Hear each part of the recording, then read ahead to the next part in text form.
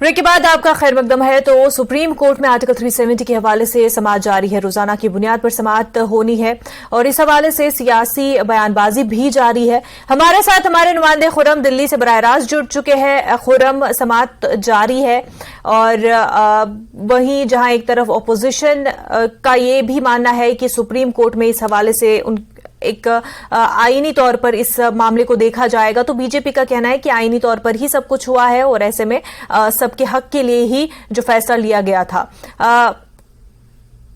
खुरम, आप हमारी आवाज सुन पा रहे हैं?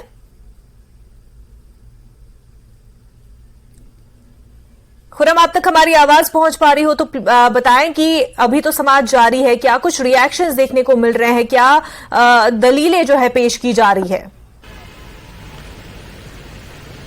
देखिए, अभी तक जिस तरीके की समाअत हुई और खास तौर से नेशनल कॉन्फ्रेंस की तरफ से जो अकबर लोन है मेंबर ऑफ पार्लियामेंट, उनकी तरफ से जो अर्जी दाखिल की गई थी उसके सिलसिले में मशहूर वकील कपिल सिब्बल की तरफ से आज दलीलें रखी जा रही हैं।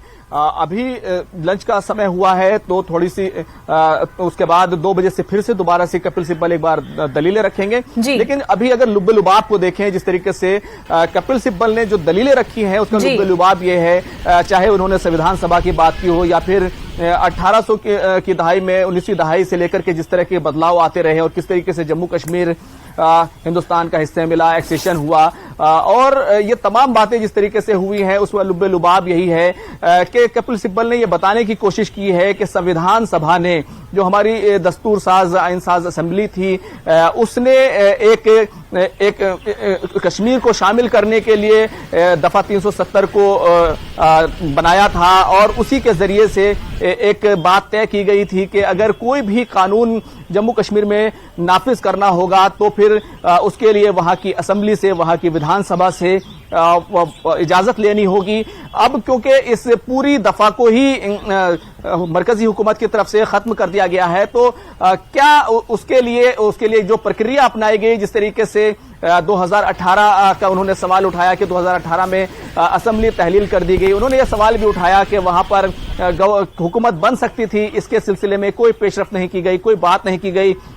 अचानक से मरकजी हुकूमत ने पार्लियामेंट के अंदर कहा, गवर्नर की तरफ से कहा गया कि हम दफा 370 को खत्म करने जा रहे हैं, उसमें तरमीम करने जा रहे हैं। ये तमाम बातें की गई हैं और कपिल सिब्बल ने जो अहम सवाल उठाया है वो ये है कि 1951 से 1957 के बीच में जो आइन साज असेंबली थी, जो जम्मू कश्मीर की आइन साज असेंबली थी, क्या उससे परमिशन ली गई? तो कपिल सिब्बल ने एक दलील ये रखी कि उस समय की जो आइन साज असेंबली थी उससे इजाजत लेनी थी, उससे सिफारिश करानी थी, उसके बाद ही इसको हटाया जा सकता था। बिल्कुल खुरम, तो दलील कपिल सिब्बल की तरफ से दी गई है जो एक्सेशन के टाइम से लेकर के अब तक के जो तमाम हिस्टोरिकल इवेंट्स रहे हैं उनको सामने रखते हुए कपिल सिब्बल ने अपनी दलील सामने रखी है। तो ऐसे में अभी समाअत, अभी ब्रेक चल रहा है, लंच ब्रेक, लेकिन उसके बाद समाअत तो होगी और रोजाना की बुनियाद पे होनी है। बहरहाल जानकारी के लिए खुरम आपका बेहद शुक्रिया।